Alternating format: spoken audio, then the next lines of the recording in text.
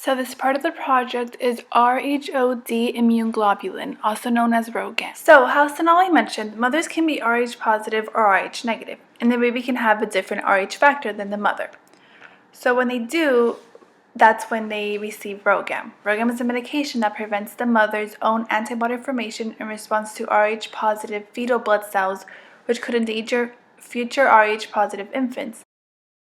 It also increases platelet count in patients with ITP. So who receives this medication? Does Rhogam get administered to the baby or to the mother? So Rhogam is administered only to the mom and never to the baby. It is given IM at 28 weeks gestation and within 72 hours after delivery in order to prevent the production of antibodies. So Rhogam can only be given IM, but Winro SCF, which is another immune globulin, can be given IM and IV. So why does the mother receive Rhogam?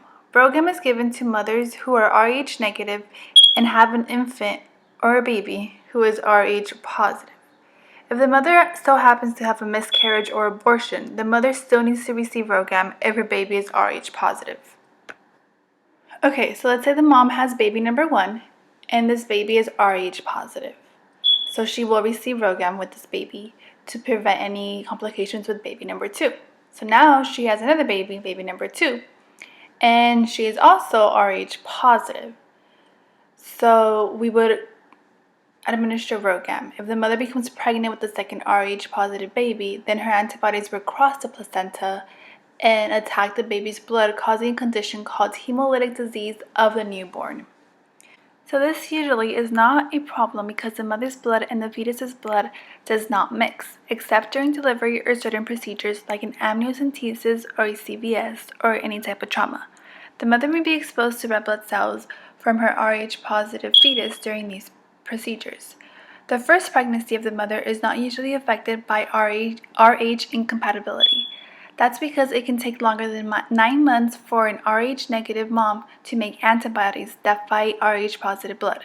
These antibodies will sit in and wait for the next pregnancy, and once the Rh positive cells are recognized, the antibodies are programmed to attack.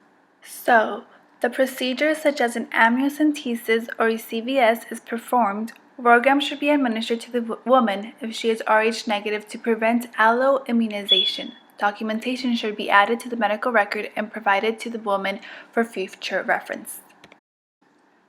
So complications that can occur is that the baby can develop hemolytic disease of the fetus and newborn. This occurs when a mother develops antibodies against her baby's own red blood cells and destroys them, which can lead to anemia, jaundice, and edema. Hydrops fetalis can occur, which is a serious fetal condition with abnormal accumulation of fluid in fetal compartments. The unborn baby might need intrauterine fetal blood transfusion and an early delivery. The newborn will most likely need a blood transfusion because of the severe anemia. It will most likely be on a ventilator to help the newborn breathe. So when giving Rhogam, we can see an allergic reaction. The mother should be observed for at least 20 minutes after administration, and you would see any wheezing, low blood pressure, like swelling of the tongue, or vomiting or hives. Some side effects include hypotension, headache, and the most common one is discomfort or swelling at injection site. So, hospitals have different policies regarding Rhogam administration. The following steps are from the policy and procedure guidelines from Alaska Native Medical Center. So first, if mother is Rh negative, cord is sent to the blood bank for type Rh and direct Coombs test. If infant is Rh positive, mother will need Rhogam.